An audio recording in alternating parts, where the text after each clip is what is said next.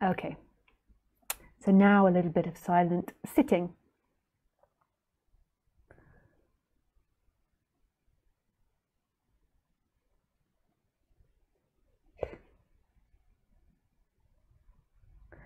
So when we're doing the silent sitting, this is not an excuse to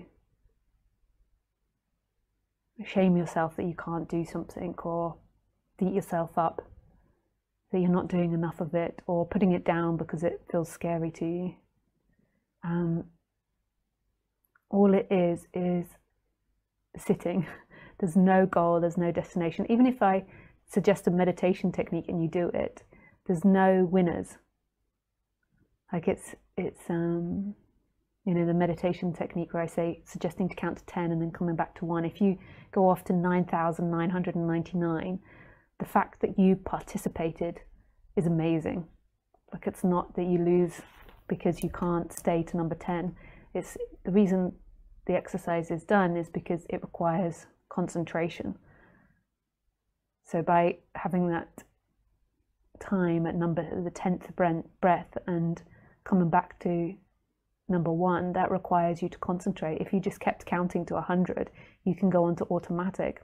But the fact that you have a number which you have to bring it back, it means you have to follow the numbers. That's why it's designed. But if you fail to concentrate, that's not a failure. The fact that you're sitting there doing it is the success. Like, meditation isn't a destination. So and it's not about you becoming enlightened. It's not about you achieving something or being better than your neighbor. It's just presenting yourself, and the presenting is the success. I was taught by great meditation teachers at the London Buddhist Centre, East London. It's called the London, but it's actually in East London. It's in Bethnal Green. And they were always so clear that just presenting yourself is the success. And then even if you don't present yourself, like, just being open to it is the success. Like, there's no failure. Like, it's not another reason to shame yourself or to tell yourself that you're a failure because you haven't done it. Like, being open to it is a success. Even being close to it is a success. We're often always setting these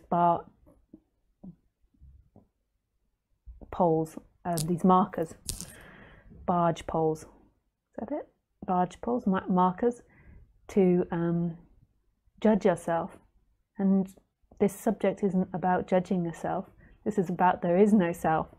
So it's not about you getting to something. And the meditation isn't about seeing through the self, because who would see through the self? The meditation is simply about relaxing the self, relaxing the person, and in that relaxation, then something else is introduced. And I suppose that's a method that seems to be happening through Lisa, even though it really isn't a method. But because I really don't see someone there that could or couldn't do a method.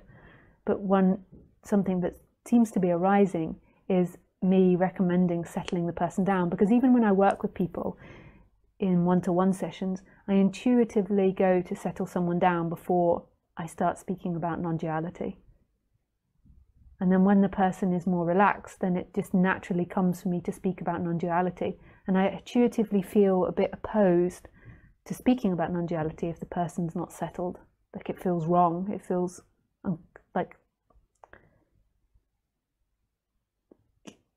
I'm adding to their story or something. Like, I'm adding to their seeking energy to avoid what's actually happening.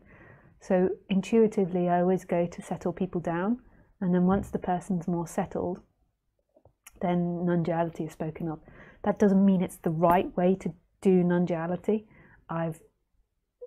It's just most probably the path in which the Lisa character travelled. So therefore, that's what seems to come through my body now, is there was a lot of relaxation that needs to happen.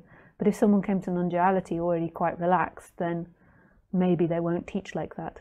So it doesn't mean it's the right way. We love that, the mind. It's like, this is the way it is. It's just what comes through this machine.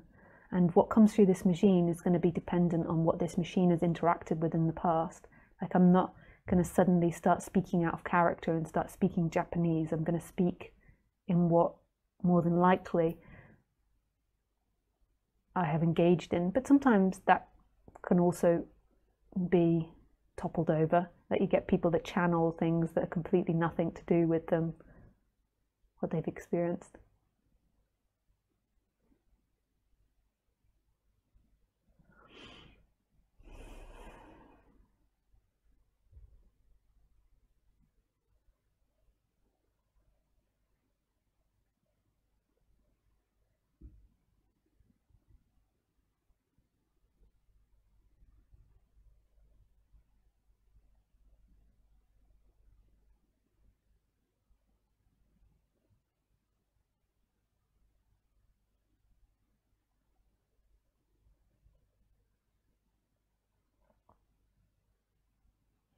So the meditations that I recommend is one, moving your attention back to presence. So every time your mind drifts off, like moving your attention back to what's happening, moving it to consciousness or to the I am. Another meditation practice that I recommend is counting the breath. So every time you breathe in, you count 1, 2, 3, 4, all the way up to number 10. And then when you get to number 10, you bring it back to number 1. And that's called the mindfulness of breathing. And then the third one is not doing anything, just sitting there and allowing you to drift off into thought, allowing your mind to do whatever it wants or to be present, just allowing it to rest.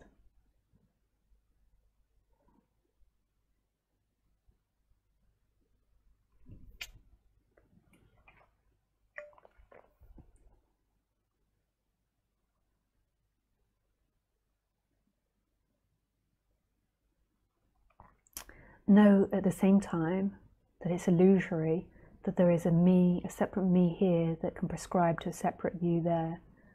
There is words coming out, and those words in one consciousness might be heard or not heard, and there might be action taken or not taken, and whatever happens is perfect. So whether you do it or you don't do it, it is perfection. The person that does it isn't closer to enlightenment. The person that doesn't do it isn't further away from enlightenment. It's just what's happening.